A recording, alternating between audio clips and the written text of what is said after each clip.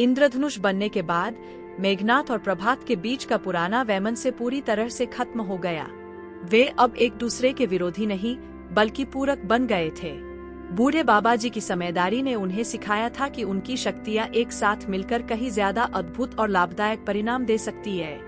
गांव में शांति और समृद्धि लौट आई थी। उनके सहयोग का पहला बड़ा उदाहरण तब देखने को मिला जब गांव में अचानक सूखा पड़ने लगा।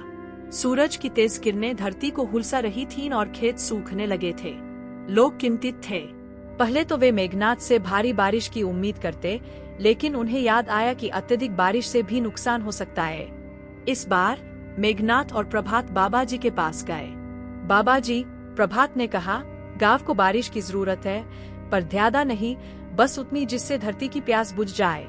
मेघनाथ ने कहा, और मैं जानता हूँ कि मेरी काली शक्तियाँ बहुत तीव्र होती है।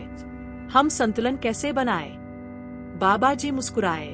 पुत्रों, तुम दोनों के पास अब एक नई शक्ति है, वह है तालमेल। मेघनाथ, तुम हल्के धीमी गति वाले बादल लाओ जो धरती पर धीरे धीरे जल बरसाए। और प्रभात, तुम अपनी सूर्य की किरणों से उन बादलों को नियंत्रित करो ताकि बारिश जरूरत से ज्यादा न हो और नमी बनी रहे। दोनों जादूगरों ने मिलकर काम किया। मेघनाथ ने आसमान में रुई जैसे सफेद बादल बुलाए जो धीरे धीरे पूरे गांव पर छा गए।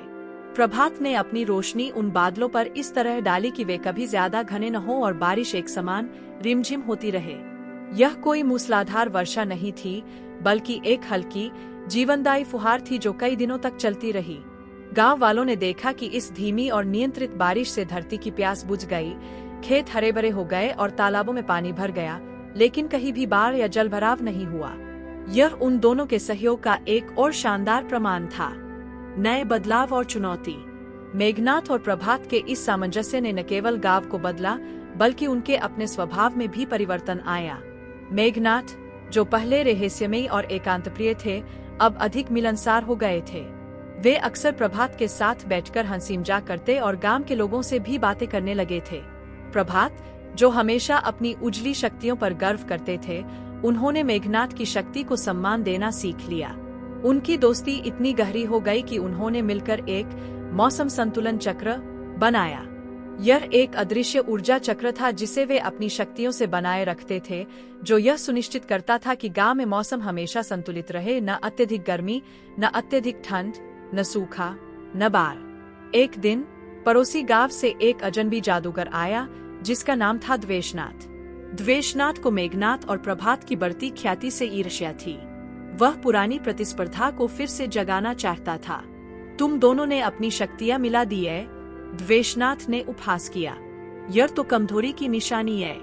असली जादूगर अपनी शक्ति अकेले दिखाता है, न कि किसी और पर निर्भर करता है। मेघनाथ और प्रभात ने द्वेषनाथ की बातों पर कोई ध्यान नहीं दिया। उन्होंने समझ लिया था कि द्वेषनाथ केवल उनके बीच फूट डालना चाहता है। हमारी शक्ति अब और बढ़ गई है, द्वेषनाथ, प्रभात ने शांति से कहा। यह कमजोरी नहीं, बल्कि समझदारी है, मेघनाथ ने जोड़ा, और हमारा इंद्रधनुष इस बात का गवाह है। द्वेषनाथ ने उन्हें चुनौती दी। चलो फिर, दिखाओ अपनी सामंजस्य की शक्ति। उसने अपनी काली शक्तियों से एक भयानक तूफान बुलाया जो गांव की ओर तेजी से बढ़ रहा था। उसका उद्देश्य मेघनाथ और प्रभात के मौसम संतुलन चक्र को तोड़ना था। वे जानते थे कि उन्हें क्या करना है। मेघनाथ ने तेजी से घने बादलों को इकट्ठा करना शुरू किया, लेकिन इस बार वे विध्वंसक नहीं थे। ये बादल द्वेषनाथ के तूफान की शक्ति को सोखने वाले बादल थे। प्रभात ने अपनी सूर्य की किरणों को उन बादलों पर इस तरह केंद्रित किया कि वे द्वेषनाथ की नकारात्मक ऊर्जा को सकारात्मक ऊर्जा में बदल दें। जैसे ही द्वेषनाथ का तूफान गांव के पास पहुंचा, वह मेघनाथ के बादलों में समा गया। प्रभात की किरणें बादलों से छनकर निकल रही थीं और द्वेषनाथ का भयंकर तूफान एक शांत, हल्की बारिश में बदल गया। बारिश खत्म होते ही आसमान में एक नहीं, बल्कि दो सुंदर इंद्रधनुष एक दूसरे को काटते हुए दिखाई दिए। एक बड़ा और चमकीला जो उनकी एकता का प्रतीक था, और एक छोटा जो द्वेषनाथ की बची हुई नकारात्मक ऊर्जा के रूपांतरण से बना था। द्वेषनाथ अपनी आंखों पर विश्वास नहीं कर पा रहा था। उसकी सारी शक्ति बेअसर हो गई थी।